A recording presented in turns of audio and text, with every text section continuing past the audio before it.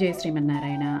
మనం చేసే దానం ఎలా ఉండాలంటే, దానం అనేది ఒక బాధ్యత. మంచి సమయంలో, మంచి ప్రదేశంలో, మంచి ఉద్దేశ్యంతో సరైన వాడికి తిరిగి ప్రతిఫలం ఆశించకుండా చేసిన దానాన్ని సాత్విక దానం అంటారు.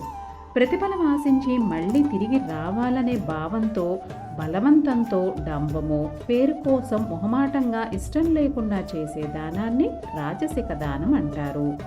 సందర్భమే లేకున్నా, అనువు కాని చోట యోగ్యత లేని వారికి అగౌరవంగా, అవమానకరంగా ఇచ్చే దానాన్ని తామసిక దానం అంటారు.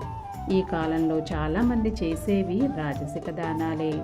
ఒకరికి సహాయం చేస్తే ప్రత్యక్షంగా కానీ పరోక్షంగా కానీ తిరిగి మనకేమైనా రావాలి అనే భావంతో చేసేవే. ఫలాపేక్ష లేకుండా దానం చేసేవాళ్ళు ఈ కాలంలో అరుదు.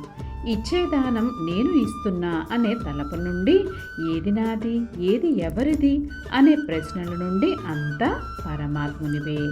నేను, నా ప్రాణం, నా ఆస్తి, నా కుటుంబం, నాది, ఇలా అన్నీ పరమాత్మలోనివే.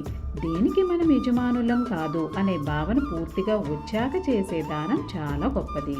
అప్పుడు జీవితంలో కూడికలు ఉండవు, తీసివేతలు ఉండవు.